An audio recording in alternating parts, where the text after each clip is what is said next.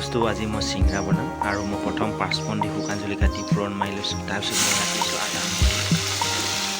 আদা নহৰু দি লৈছোঁ।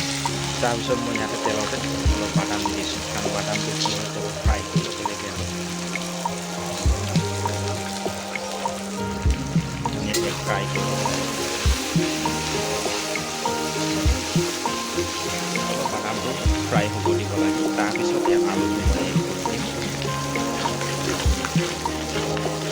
বা বাদামটোৰ পিছত তেল ফ্ৰাই কৰি দিব পাৰোঁ, মই আগতে দি দিছোঁ। তাৰপিছত ইয়াত এতিয়া মই এই আলুটো তাতে দিম।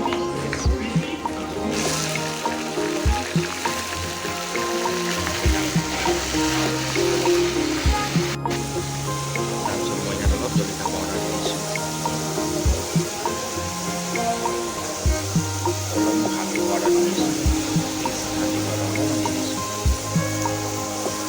আৰু ইয়াত ধুনীয়াকৈ নিমখ দি দিছোঁ, হিচাপৰ নিমখটো দি দিব। ধুনীয়াকৈ এটা গামলা দি 5 মিনিট সময় ঢাকি থ'ব লাগিব। ঠিক আছে।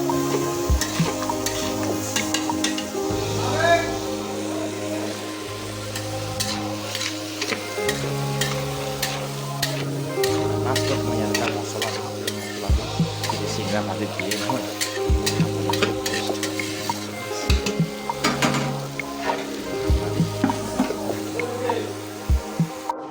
ইয়াত খাস্তাৰ কাৰণে অলপ ময়ম দিব লাগিব, ৰিফাইন অইল। মানে 2 কেজি ময়দাত মোটামুটি 300 গ্ৰামমান আপোনালোকে ৰিফাইন অইল এড কৰি দিব।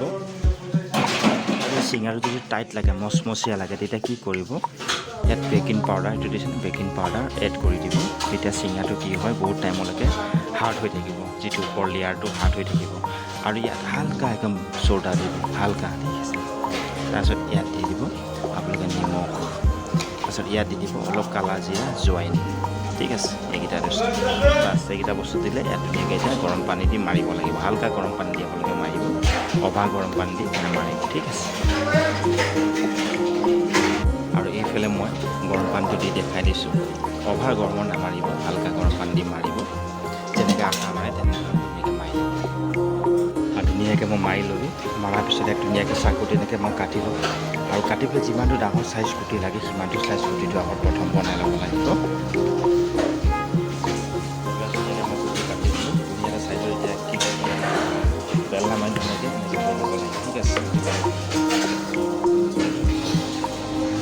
ধুনীয়াকৈ বেলি ল'লোঁ, বেলিয়াক মাজত কাটি দিলোঁ, এটা গুটি দুটা চিংৰা। ঠিক আছে। ষ্টপ কৰি মই ৰাখি দিলোঁ, গোটেইখিনি এনেকৈ মই বেলি পেলাই ৰেডি কৰি ল'ম। যেতিয়া আলুটো গোটা গোটা থাকে এইটো এনেকৈ অলপ ভাগি ল'ম, মিহি কৰি ল'লে কি হয় চিংৰাটো ভৰাবলৈ সুবিধা হয়। আজি মই গামলাটো উলিয়াই দিলোঁ, ওলোৱাৰ পিছত এইফালে মই তেল বহাই দিছোঁ, ৰিফাইন তেল। আৰু ষ্টিমটো মই কমকৈ দি থৈছোঁ, বেছি গৰমত এৰিব নালাগে, একদম হালকা হালকা গৰমত চিংৰাটো এৰিব। একেবাৰে ঠাণ্ডাটো এৰিব নালাগে, হালকা গৰমত চিংৰাটো এৰিব লাগে। পানী লগাব লাগিব, এনেকৈ দিব লাগিব। তাৰপিছত ইয়াত আপোনালোকে ধুনীয়াকৈ চব্জিটো এনেকৈ সোমোৱাই দিব। সোমোৱাই দিয়াৰ পিছত ধুনীয়াকৈ এনেকৈ কৰি জাপি দিলে বাছ, দেখিছে চিংৰা হৈ গ'ল। এনেধৰণে গোটেইকেইটা চিংৰা ভৰাই ল'ব লাগিব। আৰু ইফালে চিংৰাটো ধুনীয়াকৈ ওপৰলৈ উঠি আহিল, দেখিছে। আৰু ধুনীয়াকৈ লাহে লাহে পাল্টি কৰি থাকিব। আৰু মই এনেকৈ দি দিছোঁ, কিয় দি দিছোঁ জানো, চবফালে চিংৰাটো ভালকৈ ফ্ৰাই হ'ব।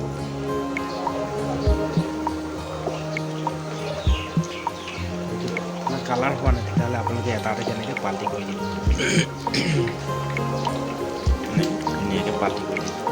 তেতিয়া কি হ'ব জানেনে, গোটেইকেইটা চিংৰা চবফালে ধুনীয়াকৈ ফ্ৰাই হ'ব।